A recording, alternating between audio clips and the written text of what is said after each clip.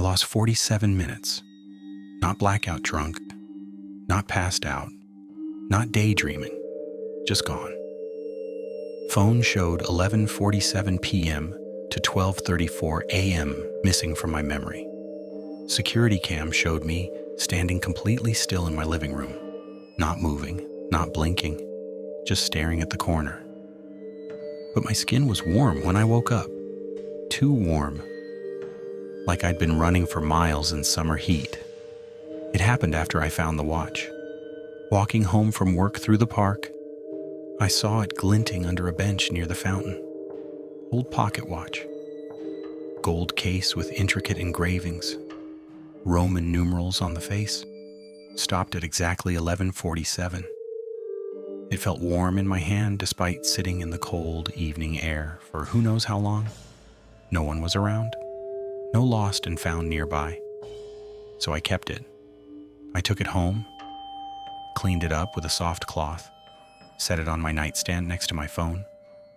It looked expensive, antique, probably worth something.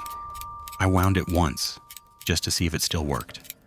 The mechanism clicked smoothly. It started ticking immediately, the second hand moving with perfect precision. First night, I woke up confused. Phone said 12:34 a.m. Last thing I remembered was lying down to sleep at 11:47 p.m. Felt like I'd been asleep maybe 5 minutes, not 47. But I was drenched in sweat, my shirt soaked through. Muscles aching like I'd been exercising hard for hours.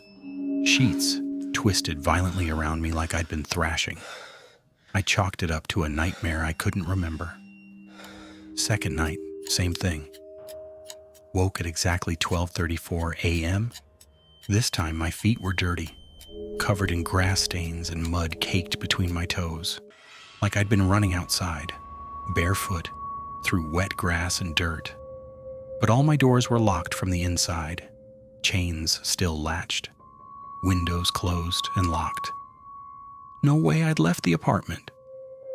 I stood in the shower for 20 minutes, scrubbing my feet, trying to make sense of it.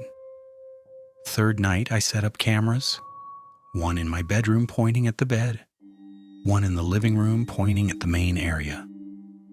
I slept with my phone recording audio on the nightstand. Woke at 12:34 again, my heart already pounding before I was fully conscious. Checked the footage immediately with shaking hands. 11:47 p.m. I'm in bed, lights off, lying on my back, asleep, breathing normally. Then the footage jumps. Not gradual, not me getting up slowly, just cuts, like 47 minutes were surgically deleted from reality. 12:34 a.m. I'm standing in the living room, facing the corner where nothing exists except blank wall, not walking there, just suddenly standing, perfectly still. Arms at my sides, not breathing, not blinking, eyes open impossibly wide, pupils dilated huge and black. I watched in horror as the footage continued. Scratches appeared on my arms. Real time, like invisible claws marking me slowly, deliberately. One every 30 seconds, deep, bleeding, running from wrist to elbow. My body didn't react, didn't flinch, just stood there taking it. The audio had whispers, thousands of overlapping voices, male and female, and something else, counting down from 47 in perfect unison.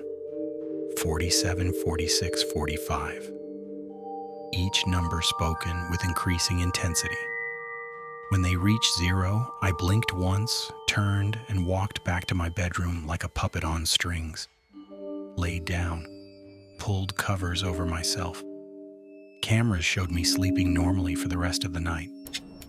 Fourth night, I didn't wind the watch. Left it stopped at 11:47. Thought maybe that would break whatever was happening. I slept fine. No missing time, no scratches, no dirty feet, nothing. When I woke up naturally at 7 a.m., I felt relieved. It was over. But that night, the watch wound itself.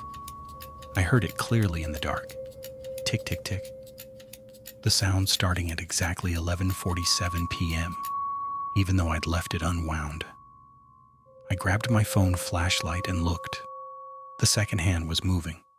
The watch was running. Impossible.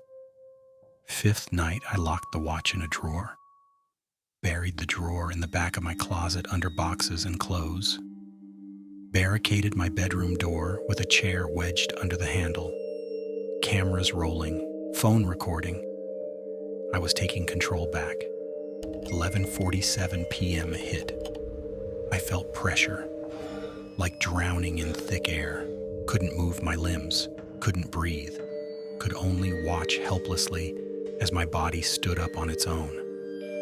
Walked to the closet with mechanical precision, removed the barricade with my hands that I wasn't controlling, opened the drawer, took out the watch. I wasn't controlling it.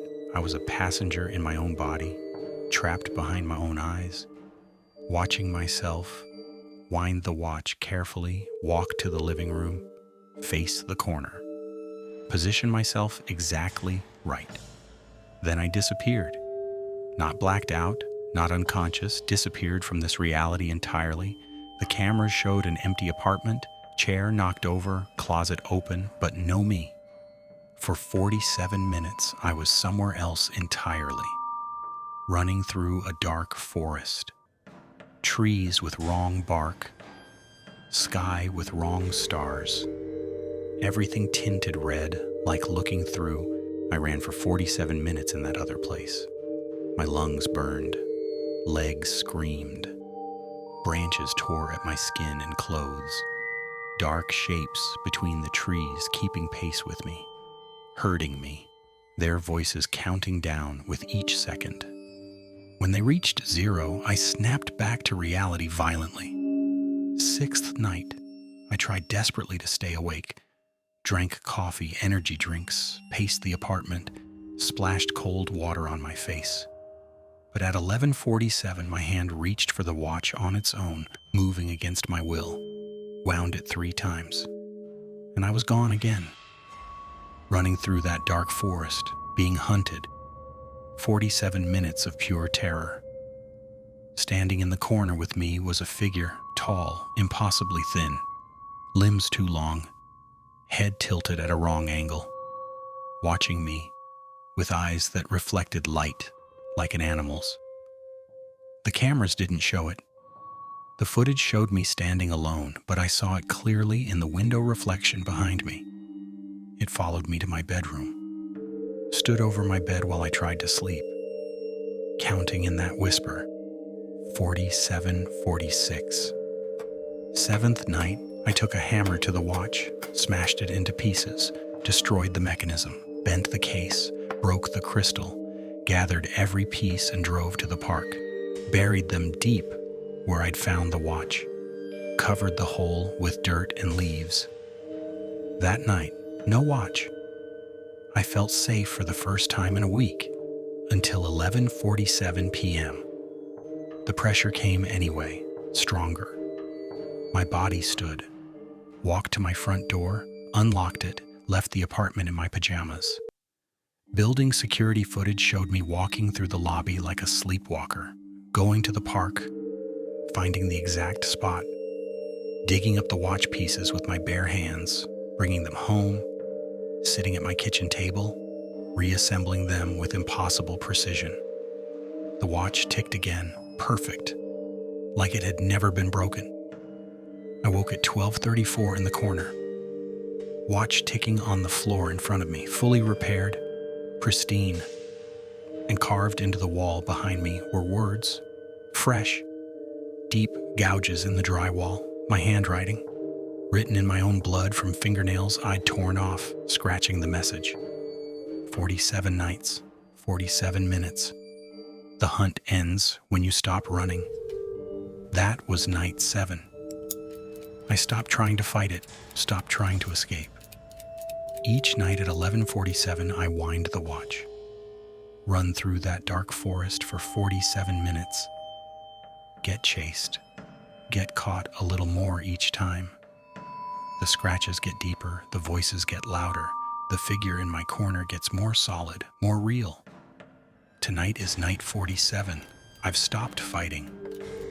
The watch is on my nightstand, ticking toward 11:47. I know what happens when it reaches 0 tonight. I've seen it in dreams that aren't dreams. Felt it approaching like a storm. For 47 nights, I've been running in that other place, getting caught, getting released, building towards something, a transformation. Tonight, the hunt ends. But not because I escape, not because I'm finally free. It's 11:46 now, 1 minute left. The figure is already in my corner, solid now, real, waiting. Not counting down anymore, counting up. The watch just struck 11:47. I'm putting down the phone, standing, walking to the corner. This time, I'm not running away from something. I'm running towards something, towards someone, anyone. 47 minutes. That's how long you have if you find a gold pocket watch in the park. That's how long I have to find someone to pass it to continue the cycle. I'll be at the park bench at midnight. The watch will be there, warm, glinting under the streetlight, waiting. Pick it up if you want. But remember 47 nights, 47 minutes. And when the hunt ends, you're not you anymore. 47, 46, 45.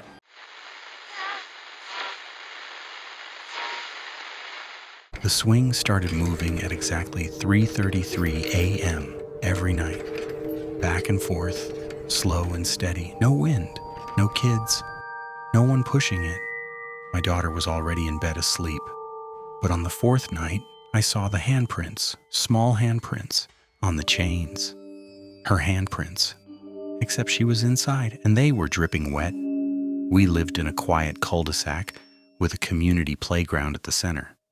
Nothing fancy, just a slide, some monkey bars, and 4 swings.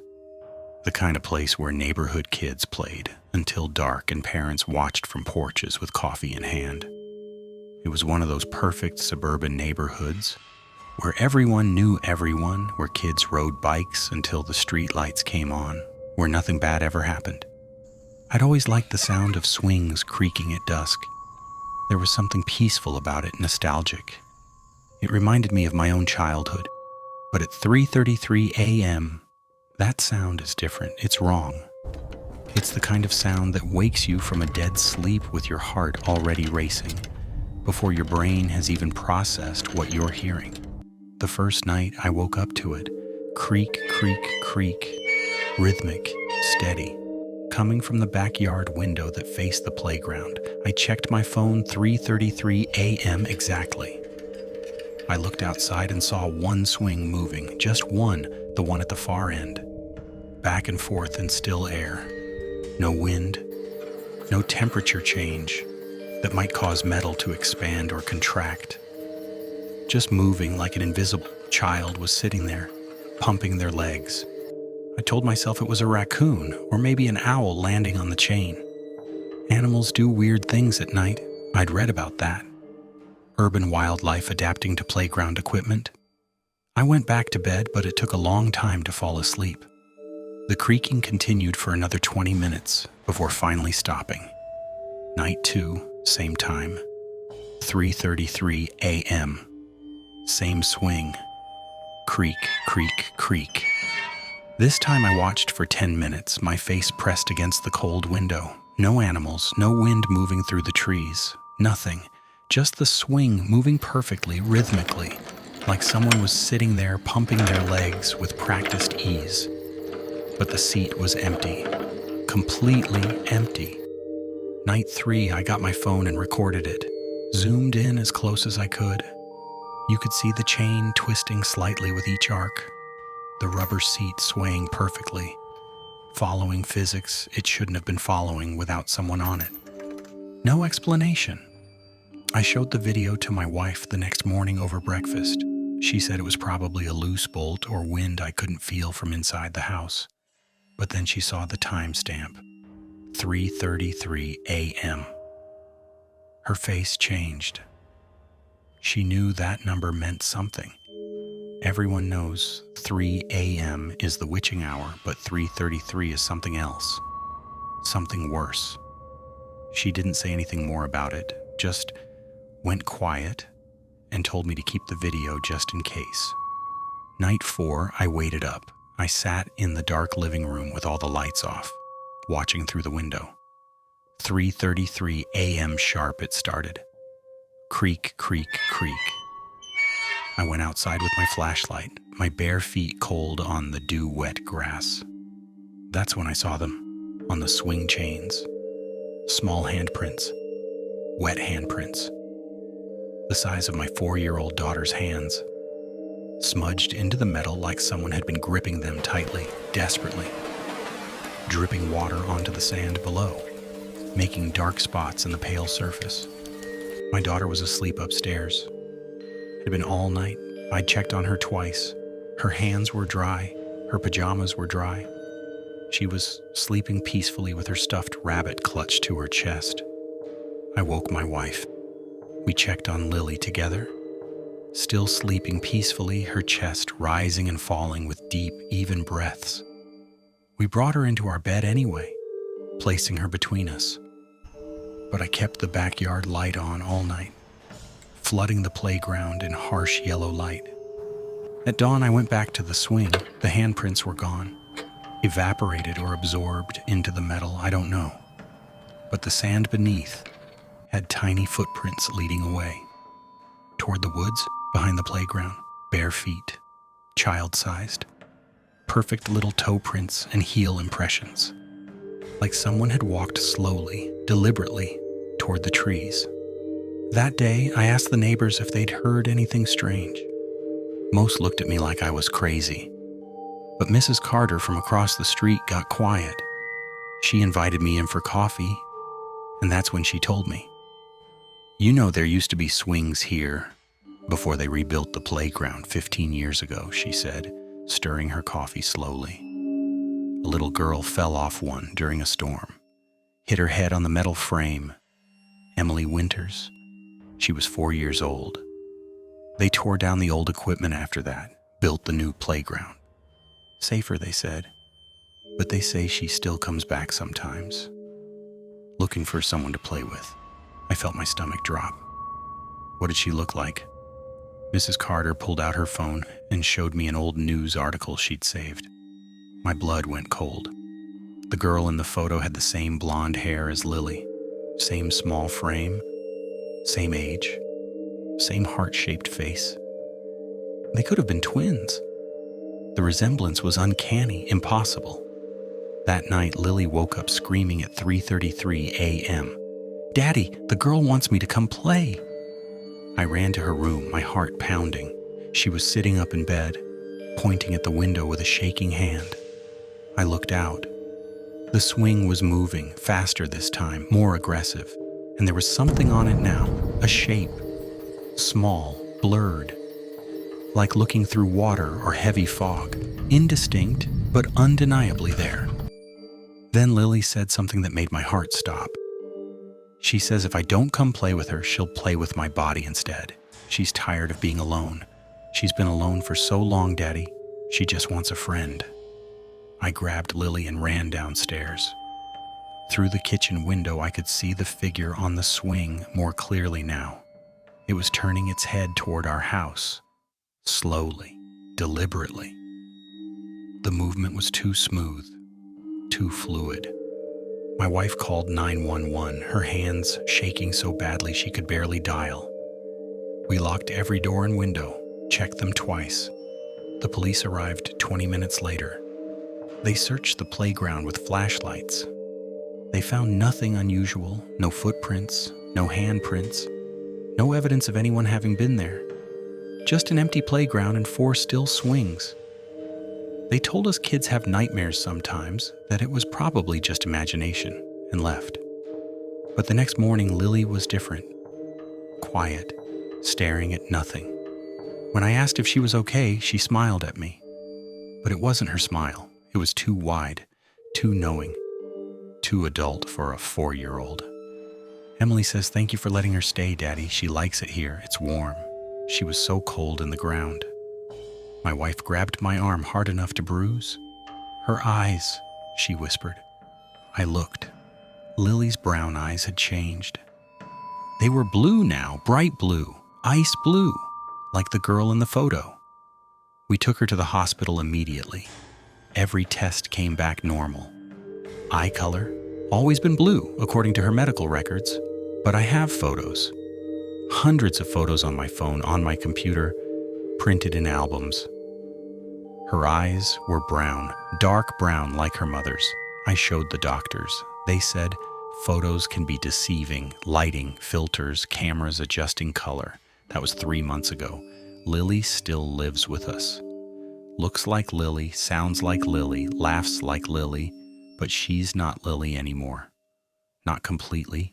She refuses to sleep in her room, only in hours between us, and every night at 3:33 a.m., she sits up in bed and stares at the window, and smiles that wrong smile. Last week, a new family moved in across the street.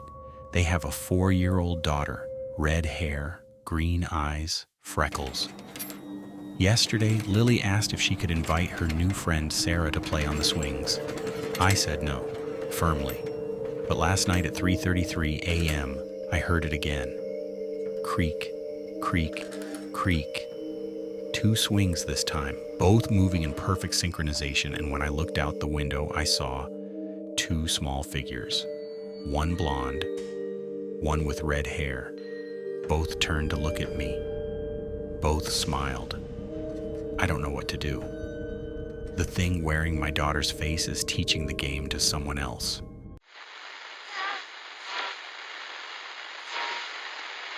Floor 13 didn't exist. The elevator skipped it every time. 12, 14, never 13. Standard building superstition. But last Tuesday it stopped there. Doors opened to pitch blackness, and a voice said my name. Daniel Hawthorne. Not my work name, my real name. The one I changed 6 years ago when I was running from everything I'd done. The building was modern, 20 stories of glass and steel downtown, the kind of corporate tower that reflects clouds and makes the skyline look impressive. My office was on 15. I'd worked there for 3 years as a financial analyst. The elevator always skipped floor 13. No button for it on the panel, no floor marker in the display. Just went 12 to 14 like that floor didn't exist. So, like it had been erased from reality. Until Tuesday, 7:42 a.m., rush hour. Elevator packed with morning commuters in suits and tired faces. I was in the back corner, scrolling through emails on my phone, trying to wake up with my 3rd coffee of the morning. The elevator stopped at floor 12. A woman in her 30s got on with a Starbucks cup, doors closed. Normal ascent toward the higher floors. Everyone staring at their phones or the floor numbers ticking upward. Then it stopped again. No floor ding, no numbers changing on the digital display. Just stopped between floors with a slight jolt that made everyone look up from their phones. The lights flickered once, then again. Everyone shifted uncomfortably. The guy next to me in an expensive suit checked his watch and sighed with annoyance. Someone muttered about maintenance. Then the doors opened. Pitch black, no hallway, no lights, no floor at all, just void, like we were staring into the deepest cave or the bottom of the ocean. And cold air rushed in like we'd opened a freezer door, so cold it hurt to breathe. My breath came out in clouds, so did everyone else's. The temperature had dropped 30 degrees in an instant. A voice came from the darkness, male, deep, familiar in a way that made my skin crawl and my stomach drop. Michael. My real name. Not David. Not the name on my work badge that I showed security every morning. Not the name I'd used for 6 years. Michael. The name I'd buried along with my past, along with the person I used to be. I froze, my phone slipping from my hand and clattering on the elevator floor. Everyone else looked confused, looking around to see who Michael was. Wrong floor. someone muttered nervously. The woman with coffee backed up against the wall, her hand shaking, liquid sloshing over the rim of her cup. The voice spoke again, closer now, right at the threshold where light met darkness. "Michael Thompson, you thought you could hide? You thought changing your name would be enough?" My knees buckled. The man next to me pressed the close door button repeatedly, stabbing it with his finger. Nothing happened. The doors stayed open. The blackness seemed to pulse, to breathe, like something alive. Then I saw movement in the dark. A shape, human-sized but moving wrong, too fluid, walking toward the elevator, slow, deliberate. Each footstep echoing like we were in a vast, empty cathedral, not a narrow elevator shaft. "You owe a debt, Michael. 6 years overdue. Interest has been accumulating." My hands were shaking so badly I could barely stand. 6 years ago, I'd made a mistake. A terrible, unforgivable mistake that cost someone their life. I'd been drinking at a work party, thought I was fine to drive, got behind the wheel. The impact happened so fast. One moment I was on the road. The next moment there was a man's body on my hood. James Richardson, 42 years old. Father of 3, I'd changed my name, moved cities, rebuilt everything. Thought I'd escaped the guilt, the consequences, the debt. The shape got closer. I could almost make out features now in the dim light bleeding from the elevator. A face, his face, James Richardson. The man who died because of me, but wrong, pale, eyes too dark. Mouth twisted into something that wasn't quite a smile. I slammed my hand on every button on the panel, all of them, every floor. The elevator suddenly jerked upward violently, throwing everyone off balance. Doors closed with a metallic slam. We shot up to floor 15 at twice the normal speed. Everyone piled out in shocked silence, nearly trampling each other. The woman dropped her coffee cup. It shattered on the marble floor. No one spoke. They just scattered to their offices like nothing had happened, like they wanted to forget. I stood in the hallway, hyperventilating, my shirt soaked with sweat despite the cold. I went straight to building security on the ground floor, asked to see the elevator footage, demanded to see it. The security guard, a bored-looking guy in his 50s, pulled it up on his monitors. The recording showed the elevator stopping between floors, doors opening to a normal hallway. Floor 13, well lit with fluorescent lights. Completely empty, just industrial carpet and beige walls and numbered office doors. No darkness, no void, no figure. Just an ordinary abandoned floor. But on the audio, they heard it too. The voice, clear as day, saying my real name. Michael Thompson. The security guard looked at me with suspicion. "Who's Michael? Your badge says David?" I didn't answer. Told him I felt sick. Went home early. Spent the rest of the day researching the building, looking for answers. Found nothing about floor 13. No records of it ever being used or renovated or even existing. The next morning I took the stairs. All 15 floors. My legs were burning by the time I reached my office. But at lunch, my access card stopped working at the security gate. The system rejected it 3 times. Security said I needed to go to HR on floor 8 to get it reset. Elevator only. The stairwell doors were locked from my floor. 7:42 p.m. Building nearly empty. Most people had gone home. I had no choice. Got in the elevator alone, my heart pounding. Pressed 8, watched the numbers climb. 1, 2, 3, my hands were sweating. 10, 11, 12. It stopped at 13. Doors opened. This time the hallway was there, lit, real, solid, but wrong. The carpet was rotting, stained with dark patches, walls peeling with water damage, ceiling tiles missing, like the floor had been abandoned for decades, not just unused. And at the end of the hall, barely visible in the flickering fluorescent light, stood a man. Him, James Richardson. The man I'd killed in a drunk driving accident 6 years ago. He smiled, not angry, just patient. "You're late, Michael. But don't worry, I've waited this long. We all have." More figures emerged from doorways along the hall, dozens of them, all watching me, all silent, all waiting with the same patient expressions. "This is your floor now," James said, taking a step closer. "You can't skip it anymore. The building knows, the elevator knows. You belong here with us." The doors started to close. I lunged forward, hit the button frantically. They opened again. James was closer. Right outside the elevator now, close enough that I could smell death on him.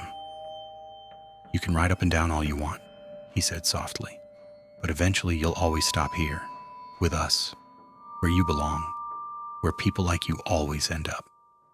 The doors closed. Elevator rose to 8. HR said they never called me. My card worked fine now. They looked at me like I was crazy. But now, every elevator ride, I feel it. That slight hesitation between 12 and 14, that momentary stop, a pause that shouldn't be there. Getting longer each time. Yesterday it was 2 seconds. Today it was 5. Tomorrow it might be 10, then 30, then minutes, then hours. I know what's happening. The floor is claiming me, pulling me in, 1 second at a time, like being slowly dragged underwater. They found my resignation letter this morning on my desk, but I never wrote it. I never typed those words. And when they checked my office, all my belongings were gone. Computer, photos, coffee mug, everything. Security footage showed nothing. But someone said they saw boxes being moved to floor 13 at 3:33 a.m. I'm writing this from the stairwell. I've been climbing for hours trying to reach the ground floor, but no matter how many floors I pass, the signs all say 13. Every door, every landing, all leading to the same place, the same hallway, the same faces waiting. James is waiting at the top of the next flight. I can see him through the small window in the door, still smiling that patient smile. "Welcome home, Michael. We've been waiting. Your office is ready."